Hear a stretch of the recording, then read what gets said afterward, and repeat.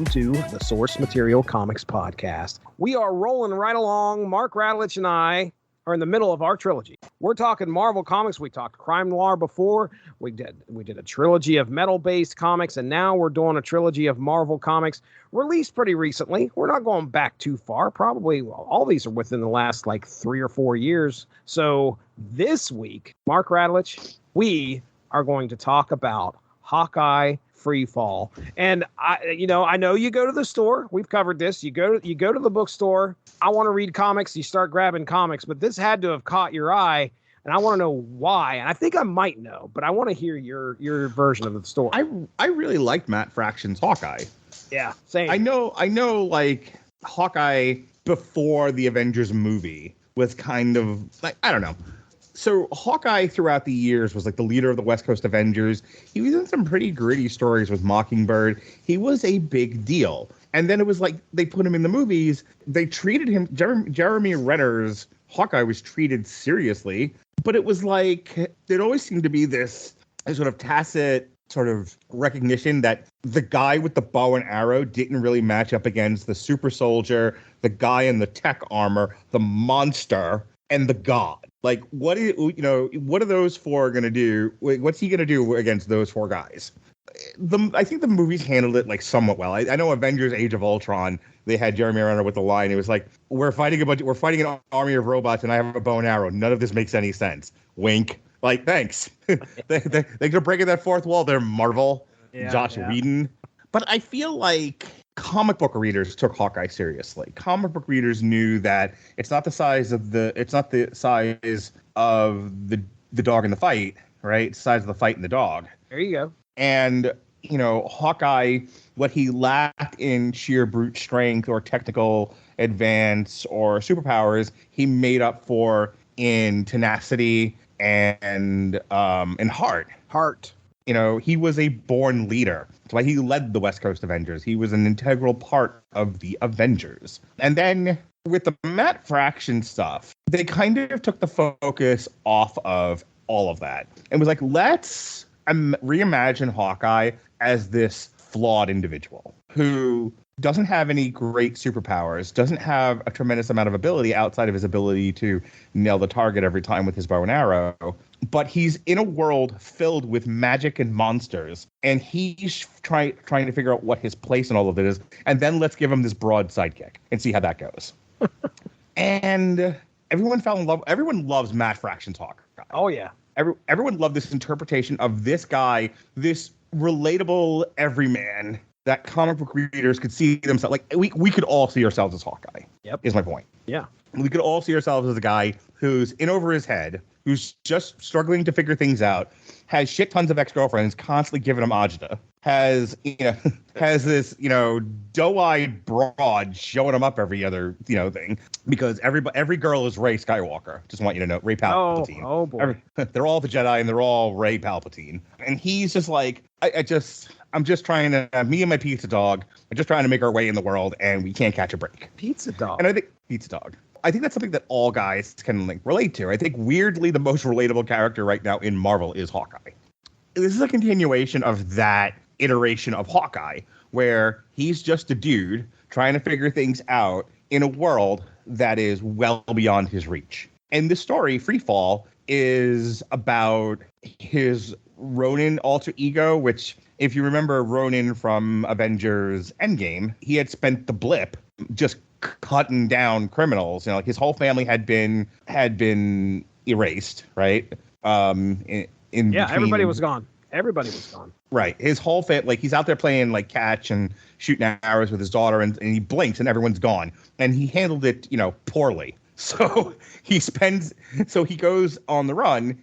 And he becomes Ronin, and he starts killing criminals, right? That's where we meet up with him when Black Widow finds him. It's hey, we're gonna do time travel and try to fix this. Could you not murder any more people? And he has that great line in Endgame about when Natasha sacrificed herself for the Soul Stone, and they're well, we can just bring her back. And he's you can't. The Red Skull says you can't. And Thor's you're just a human. You're just a guy with a pizza dog. You how would you know that? And he's screaming at him you go to that's what the guy said. You go talk to. He sounds like me. That's what he says. You go talk to him. Okay, you go talk to him. Like, I don't have the answers. He has the answers. I'm just repeating what he said. Why have I been there? So it's Ronin, right, in Hawkeye, and not to give away your plot synopsis, but the whole thing here is he keeps saying it's not him, but it is. And there's a whole thing as to why. And I'll tell you, this is a really beautifully written story. Of the three that we're going to talk about, or, Silver Surfer Black, this one, and Defenders Tarot, this is my favorite story because it is the most cinematic, the most relatable, the most tragic of all three. Yeah. Hawkeye, just to kind of echo what you were saying, when we covered Matt Fraction's Hawkeye, that really put the iteration of this character on the map for me. Was I a West Coast Avengers guy before then? Nope. I read all the West Coast. I read the whole series. Right, dude. I never read them. You and I remember Josh Calandros spoke highly of West Coast Avengers, and I still haven't had a chance to hop in there. So, I've caught Hawkeye a couple times in other stories. Obviously, it's not going to be hard for you to run into some big event crossover, and there's Hawkeye, but he's not going to get the treatment like he does in his own book in those usually. Yeah, I didn't have much of a history with the character, and then we read Matt Fraction's Hawkeye, and I was like, wow, this is really good. That was one of the first books where I was like, regardless of whether we're continuing to talk about it on source material or not, I'm going to continue to read the comic itself. So here we have Matthew Rosenberg's take on it. So I assume you saw Hawkeye and you're like, okay, let's see what happens here. Obviously, we don't have Matt Fraction at the helm here. We're taking a chance with Matthew Rosenberg, and we're probably like, okay, can he fill the shoes of the great Matt Fraction? Yeah, that's right. So this came out in 2020. Artist Otto Schmidt and lettered by VC's Joe Sabino. So let me talk real quick about Matthew Rosenberg. I went on to Simon & Schuster. It's kind of tough to pull out a bio for this guy, but I was looking for some things to kind of give us an idea of his history in comics, because he feels pretty recent to me, and sure enough, I think that's what happened. But Matthew Rosenberg, he wrote some books here off of Simon & Schuster. We Can Never Go Home, 4 Kids Walk Into a Bank, and 12 Reasons to Die. He's also had his hand with Uncanny X-Men, Punisher, New Mutants, Phoenix Resurrection, Hawkeye and the Winter Soldier, Tales of Suspense, Kingpin, Rocket Raccoon, and Secret Warriors, and the Edge of Venomverse for Marvel.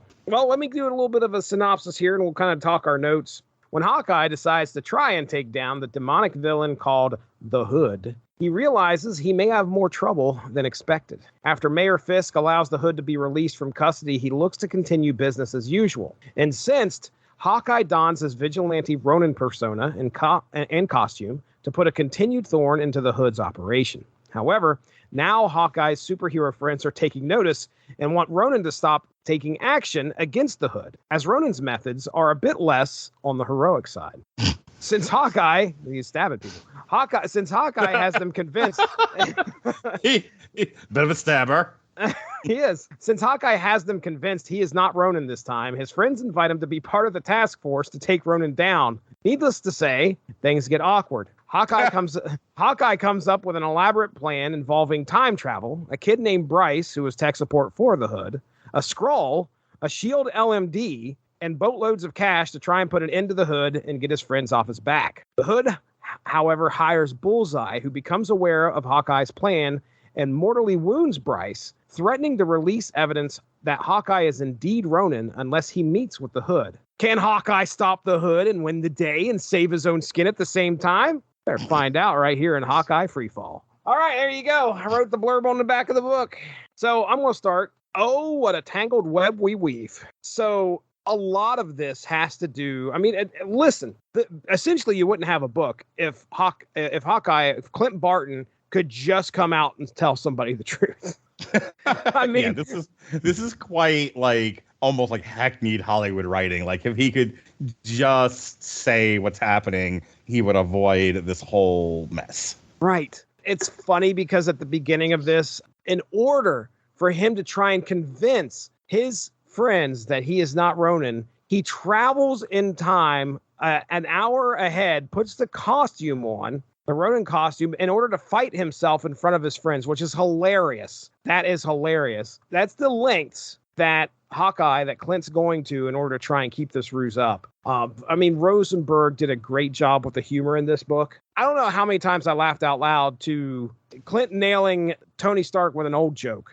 Just so many good spots here. The LMD, the life model decoy that he gets from SHIELD, that's hilarious. Yes. man, him like uncrating him and pulling him out. And he's not been kept in a dry situation. So the LMD's kind of off. Plus he's naked and we got the little Hawkeye symbol, Hawkeye face over his covering his junk. Yeah. That's where this Matthew Rosenberg, I think you said the name of the author is. You got it. Yeah, he absolutely read those Matt Fraction comics and was like, I'm keeping the same tone. Yes. I have my own story. I have my own take on this, but I am absolutely keeping with the same sort of sarcastic tone. You know, you haven't mentioned it yet, but I want to talk about the major villain in this. Refresh my memory what his name is. The Hood, yeah. Parker Robbins or Robbins. Yeah, it's Parker Robbins. That's right. Same kind of thing as in like the Matt Fraction, you know, almost like a wink and nod at the camera that, you know, everyone's kind of in on how silly comic books are, but we're going to roll with it. And so like the Hood has a menace to him, but also that kind of quirky, like, I know this is dumb. Oh yeah. But I'm leaning into how dumb this is. Lo mein me. I think that was his first words almost. Lo mein me. Yeah, that was great. And then like the stuff towards the end when the jig is up and everything, and he's got Hawkeye dead to rights and all of that stuff. And like I said, he comes across as genuinely menacing for like a street level starch boss.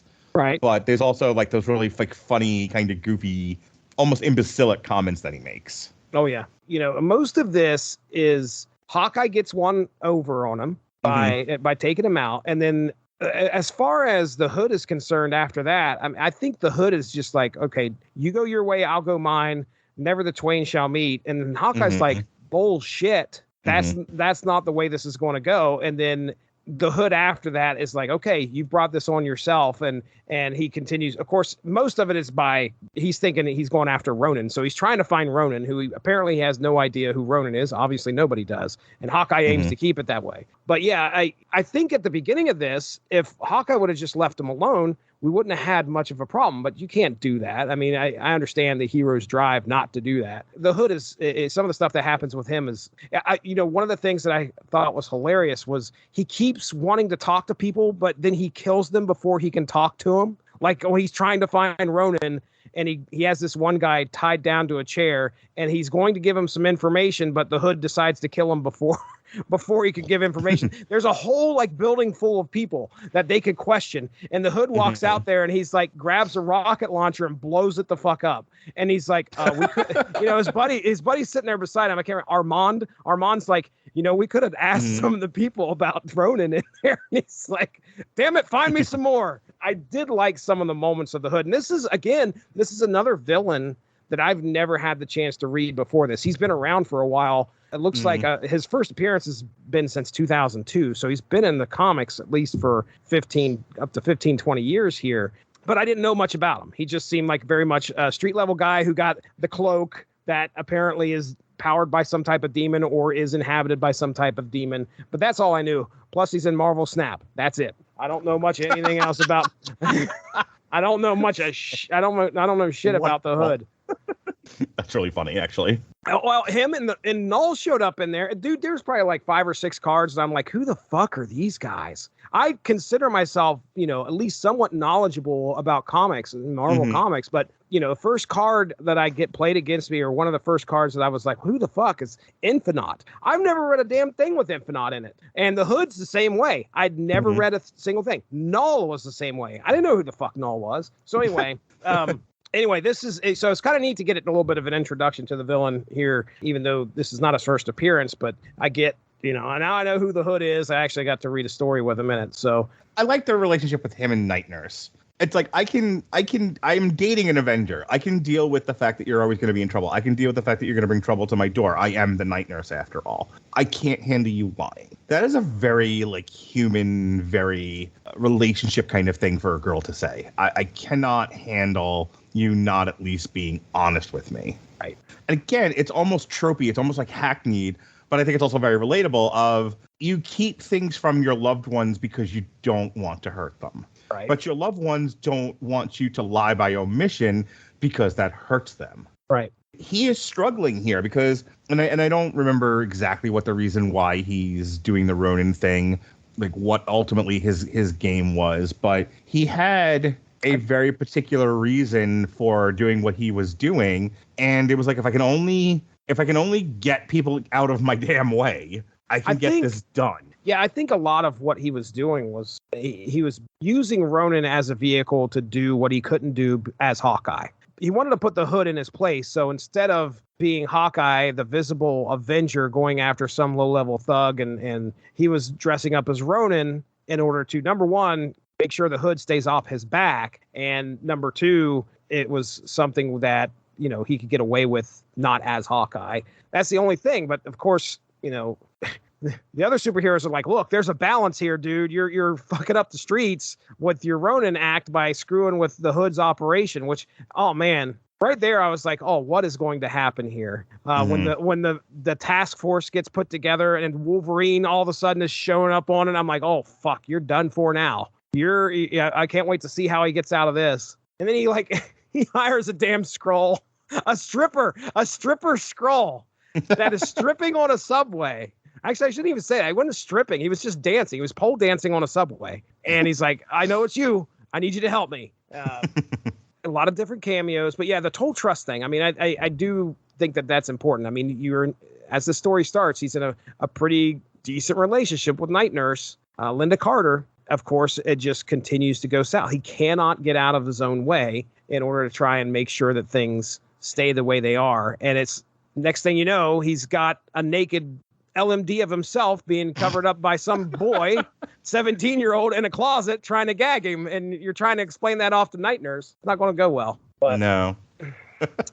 One of my favorite bits in here was when, after he had showed up at a warehouse, and I think a lot of it was somebody that the Hood had already killed. There was a bunch of people that were already killed. And at the end of the issue, he turns around and there sits Daredevil. And you're like, oh man, you know, the heroes are starting to take notice, and he's dressed up as Ronin, and he's sitting there talking to the next issue. He's talking to Daredevil, and Daredevil you can't fucking see him, so he thinks he's Hawkeye.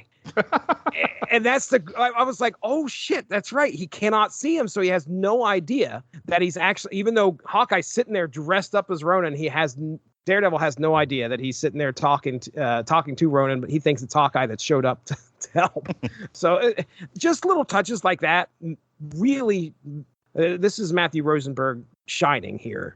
I really like the stuff with the Night Nurse and like her just being fed up with him, but like I can't deal with the lying. Like again, I can deal with a lot. I cannot handle you constantly keeping things from me and lying to me. And, you know, it feels like you don't trust me. You know, this idea of like I'm more than like a sexual partner. Like I'm a person. You know, and we're in this together, and you don't trust me, and that just kills a relationship.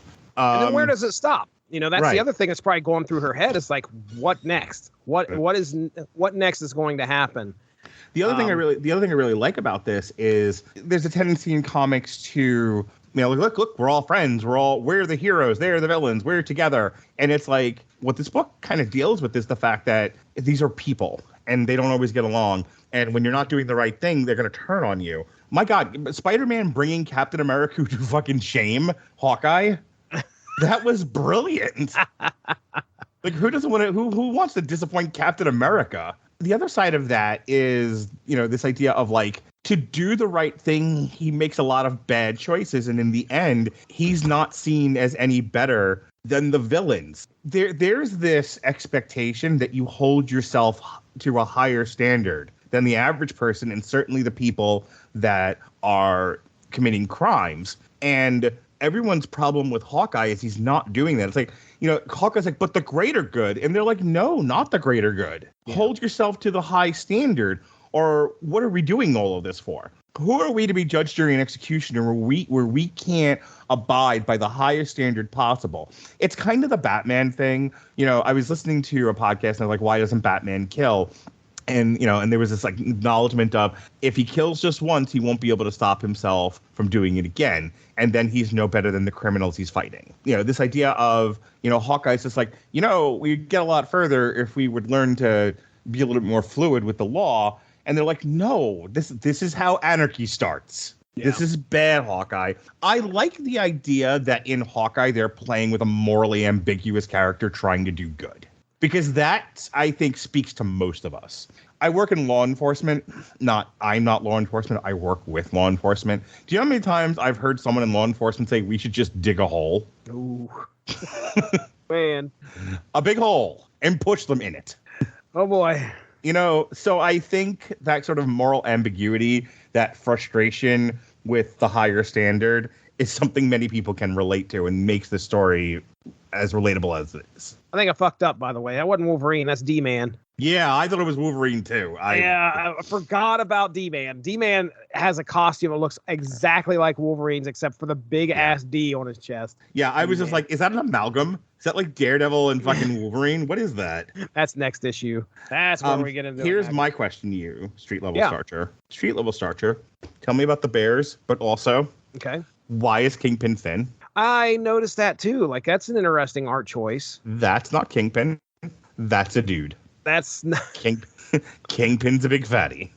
Usually he is. There's a lot of strange stuff that's going on. I mean, this is 2020 Marvel. We got Mayor Fisk. Wilson Fisk, the Kingpin, is mayor. I mean, that's not really that hard to comprehend. But yeah, him losing what appears to be at least 150 pounds is definitely something that I wasn't used to. I don't know. Can't answer that. I don't think we get like, a Kingpin diet special anywhere or anything like that.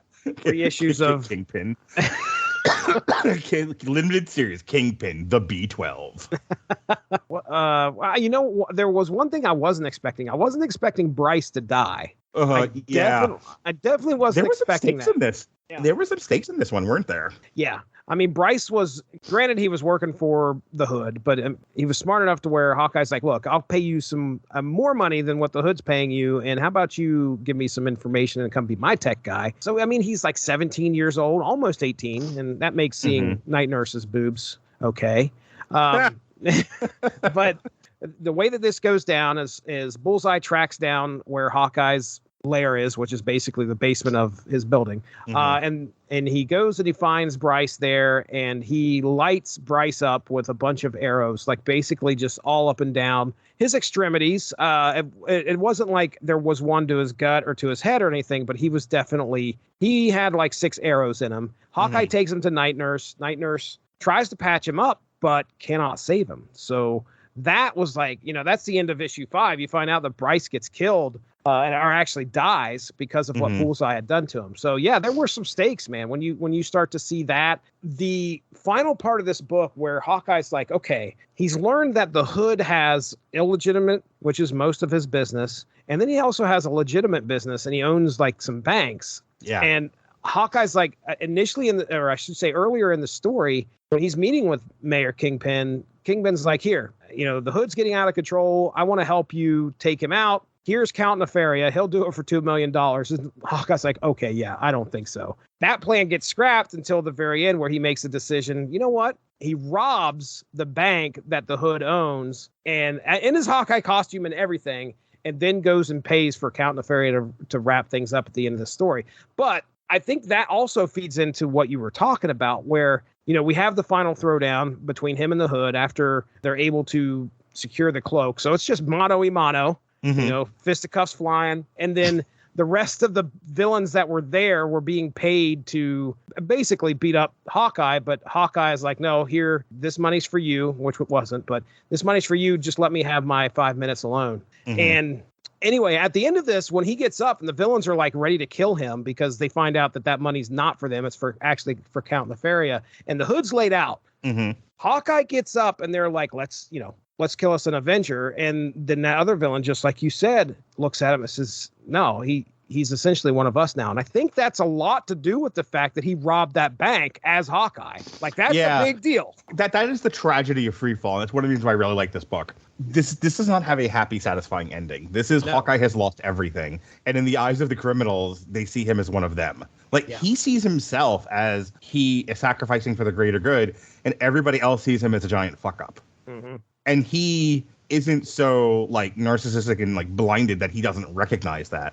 He's sitting there with blood on his hands going, I was doing the right thing. And everyone's just like, nope. And he's just like, no one appreciates what I'm doing. Yeah. That's a lot. That is dramatically a lot. That is personally a lot. That is something I think that is highly relatable. Right. To definitely put yourself in this position of no one appreciates the good that I do, and everyone sees me as the monster, including the monsters. That's right. That sucks. Right. That's hard. Aptly called Freefall. Yeah. Yeah. This was up there for me. I know you said it was your favorite, and I think this is second best for me, and I think it's just barely edged out because of Avengers Defenders for personal reasons. But yeah, man, this was a solid book. I will tell you that I'm paying attention to Matthew Rosenberg's name from here on out. If I see anything with attached with his name on it, I'm probably going to check it out. Well, I know we're going to be checking something out here later this year. See how he does with Archie meets the Ramones. If it's anything like this, I mean, that's solid. I know this was more on the dramatic side, but there was enough humor in this thing to actually keep me very entertained. I was laughing. I was laughing out loud quite a bit. And I don't, I don't normally do that with comics. Like I'll read and I'll be like, but this was one of those ones where I was like, look at that. But he's like, you okay down there? I'm like, you got to read this book. But yeah, I mean, it was very entertaining. So solid pick. I would say, definitely keep this one for your stack. So, all right, man. Well, I think we did it. Unless you got any other final words, we can go ahead and get into plugs. Yeah. Go ahead and check out the Rattlegion Broadcasting Network on W2Mnet.com. That is our landing page for all of our podcasts. Every day we're putting up a new page, and every post has the link to the podcast on Spreaker, our home base for audio, and the YouTube page, our home base for video. You can download all of our podcasts and listen to them on Spotify, Apple Podcasts, or wherever you listen to podcasts. We are on them all. Please go ahead and make sure that you are signing up for the Rattlegion Broadcasting Network. We no longer have a W2M feed. I haven't done a great job of explaining that to people. So if people were like subscribed to the W2M feed and then they wondered like, hey, why haven't they put out a podcast? No, we have. But like the sacred timeline, it got split.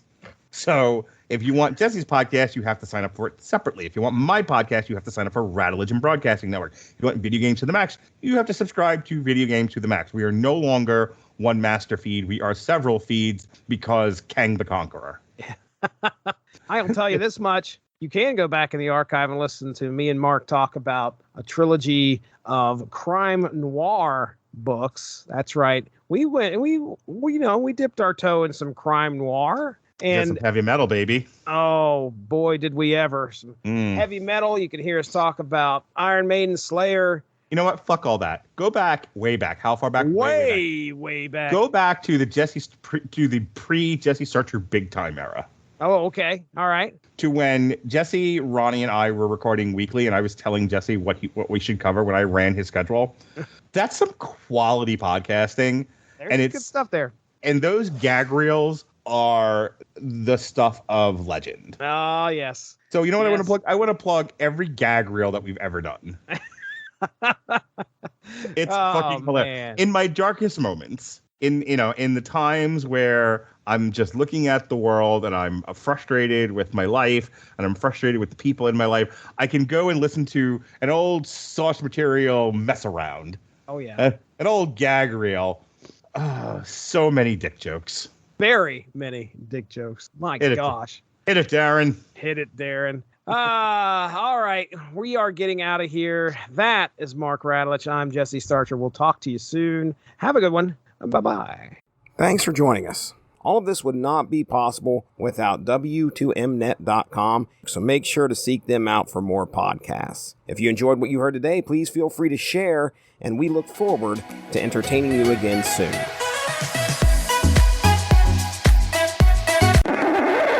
Hit it, Darren. Hit it, Darren. As Ronnie Adams would say. Are you yawning during our podcast? It is 10 o'clock, sir. I'm slowly pumpkinizing as we speak. Like my feet have grown vines. I can't quit you, Jesse Starcher. Okay, I'm going to derail your entire podcast now thinking about crossovers. Ladies and gentlemen, welcome to this Source Material Comics podcast. Why are you reading it sexy? I'll get into my DJ voice. Ladies and gentlemen, welcome to the Source Material Comics podcast. And now you sound like you're having a fucking stroke. Mark Rattledge over there. I'm Jesse Starcher, and we're here to talk about comics. That's right. Fucking Comic ridiculous. Folks. That's Mark Rattledge. He's a professional. Elvira meets Prince Valiant. Elvira meets Prince Valium.